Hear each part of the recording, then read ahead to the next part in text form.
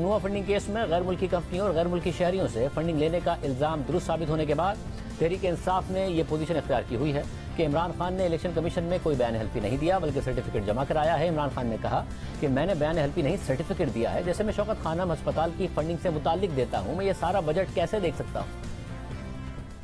इन्होंने कहा इमरान खान को डिस्क्वालीफाई करना चाहिए क्योंकि इसने दस्तखत किए थे उन अकाउंट्स के ऊपर 2012 में। क्या फर्क होता है एक एफिडेविट का और एक सर्टिफिकेट का? एफिडेविट आप वो देते हैं जो शहबाज शरीफ ने अदालत के अंदर दिया था कि मैं अंडर ओथ ये कहता हूं कि नवाज शरीफ वापस आ जाएगा। एफिडेविट वो होता है जब अगर मैं अपनी प्रॉपर्टीज बता रहा हूं इलेक्शन कमीशन को कि मेरी कौन कौन सी प्रॉपर्टीज है। सर्टिफिकेट का बिल्कुल मुख्तलिफ मतलब है। शौकत खानम का सालाना जो कि बजट है 16 अरब रुपया है। मैं हूं चेयरमैन बोर्ड का, मेरे सामने वो आता है बजट साइन करवाने के लिए।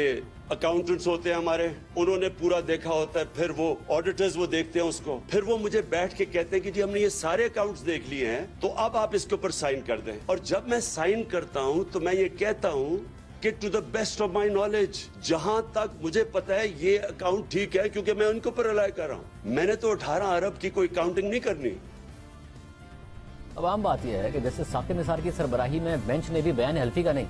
बल्कि इलेक्शन कमीशन में जमा कराए गए सर्टिफिकेट का ही मामला खुला छोड़ा था, जो इलेक्शन कमीशन के फैसले के मुताबिक गलत सर्टिफिकेट्स थे। मगर यहाँ इमरान खान ये बात दुरुस्त कह रहे हैं कि उन्हें हर फंडिंग का इल्म नहीं हो सकता है। मगर सवाल ये है कि क्या इमरान खान को अपने करीबी दोस्त आरिफ नकवी की कंपनी से तहरीक इंसाफ के अकाउंट में 21 लाख डॉलर्स ट्रांसफर होने का भी इल्म नहीं था? ये कैसे हो सकता है कि इतनी बड़ी रकम तहरीक इंसाफ के अकाउंट में ट्रांसफर हो जाए और इमरान खान को पता ही ना चले? इस मामले पर इलेक्शन कमीशन ने अपने फैसले में वाज़ेह तौर पर लिखा था कि कमीशन इस बात से मुतमईन है कि जो इमदाद और चंदा तहरीक इंसाफ ने हासिल किया वो ममनुआ ज़राए से हासिल किया है, जिसमें मुत्तहिदा अरब अमारात की कंपनी बुटॉन क्रिकेट की तरफ से आए 21 लाख डॉलर्स भी शामिल हैं। और पाकिस्तान तहरीक इंसाफ ने जानते हुए रजामंदी के साथ आरिफ नकवी की बुटॉन क्रिकेट नामी कंपनी से ममनुआ फंड्स हासिल किए। इसके अलावा आरिफ नकवी की बुटॉन क्रिकेट से तहरीक इंसाफ को लाखों डॉलर्स की मुंतकली के बारे में बरतानवी सहाफ़ी साइमन क्लार्क ने हाल ही में छपने वाले अपने आर्टिकल में मजीद तफसीलात बताई हैं। फाइनेंशियल टाइम्स में शाया होने वाली अपनी रिपोर्ट में साइमन क्लार्क ने लिखा है कि पाकिस्तान में सियासी जमातों को फंड करने के लिए गैर मुल्की शहरियत रखने वाले अफराद और गैर मुल्की कंपनियों पर पाबंदी आयद है। लेकिन अबराज ग्रुप की ईमेल्स और अंदरूनी दस्तावेजात जो फाइनेंशियल टाइम्स ने देखी हैं, जिसमें एक बैंक स्टेटमेंट भी शामिल है जो बुटॉन क्रिकेट के मुत्तहिदा अरब अमारात में अकाउंट की तफसीलात को 28 फरवरी 2013 से लेकर 30 मई 2013 तक कवर करती है, उस बैंक स्टेटमेंट से जाहिर होता है कि पाकिस्तानी शहरियों समेत गैर मुल्की शहरियों और गैर मुल्की कंपनियों ने बुटॉन क्रिकेट के अकाउंट में लाखों डॉलर्स भेजे और बाद में यह पैसा पाकिस्तान में तहरीक इंसाफ के लिए भेजा गया। फाइनेंशियल टाइम्स की रिपोर्ट के मुताबिक अलबत्ता यह बात पहले ही रिपोर्ट हो चुकी है कि आरिफ नकवी ने इमरान खान की जमात तहरीक इंसाफ को फंड किया है। मगर आरिफ नकवी के पास पैसे आए कहां से, इस हवाले से पहले कभी तफसीलात सामने नहीं आई हैं। बुटॉन क्रिकेट के बैंक स्टेटमेंट से जाहिर होता है कि उनके अकाउंट में मार्च 2013 में अबराज इन्वेस्टमेंट जो आरिफ नकवी की इक्विटी फर्म का फंड मैनेजमेंट यूनिट है उससे 13 लाख डॉलर्स मौसूल हुए। और इस तरह जो बुटॉन क्रिकेट के अकाउंट में पहले सिर्फ 5,431 डॉलर्स की रकम मौजूद थी उसमें इजाफा हो गया और उसी दिन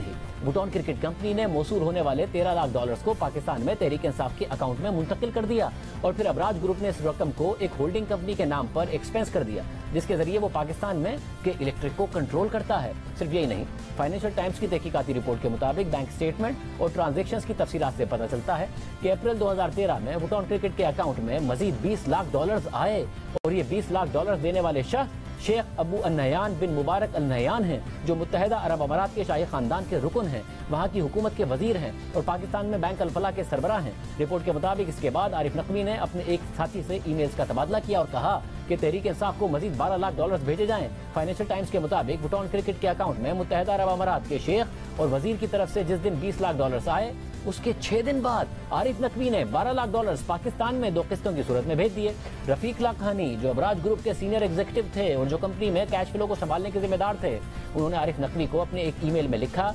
कि ये पैसे जो ट्रांसफर किए जा रहे हैं वो तहरीक इंसाफ के लिए किए जा रहे हैं। फाइनेंशियल टाइम्स की रिपोर्ट के मुताबिक मई 2013 में जब पाकिस्तान में इलेक्शन शेड्यूल हो गए थे तो इमरान खान के लिए फंड्स इकट्ठा करने के लिए यह वक्त बहुत अहम था और आरिफ नकवी ने पाकिस्तान के दीगर कारोबारियों के साथ मिलकर इमरान खान की सियासी मुहिम के लिए फंड्स इकट्ठा करना शुरू किए। और 2013 के इलेक्शन से पहले आरिफ नकवी के बुटॉन क्रिकेट के बैंक अकाउंट में जो सबसे बड़ी रकम आई वो 20 लाख डॉलर्स की थी जो शेख नयान ने भेजी थी, जो इस वक्त मुत्तहिदा अरब अमारात में वजीर हैं और वो पाकिस्तान में सरमायाकार भी हैं। रिपोर्ट के मुताबिक जब अबराज के सीनियर एग्जीक्यूटिव ने आरिफ नकवी को ईमेल के जरिए बताया कि शेख के पैसे आ गए हैं, तो आरिफ नकवी ने जवाब दिया कि इसमें से 12 लाख डॉलर तहरीक इंसाफ को भेज दो। और शेख के पैसे आने के बाद आरिफ नकवी ने अबराज के सीनियर एग्जीक्यूटिव रफीक लखानी को एक और ईमेल में कहा कि किसी को मत बताना कि फंड्स कहां से आ रहे हैं, मतलब पैसे कौन दे रहा है। तो रफीक लखानी ने जवाब दिया कि जरूर सर। ये सारे और मजीद इंकशाफात गुज़िश्ता जुमे को फाइनेंशियल टाइम्स के सहाफ़ी साइमन क्लार्क ने किए थे और फिर पीर को हमने उनका इंटरव्यू किया था, जिसमें उन्होंने बताया था कि शेख नयान ने आरिफ नकवी की कंपनी के जरिए पीटीआई को फंडिंग की थी। साइमन क्लार्क ने मजीद बताया कि जो लोग चैरिटी कर रहे थे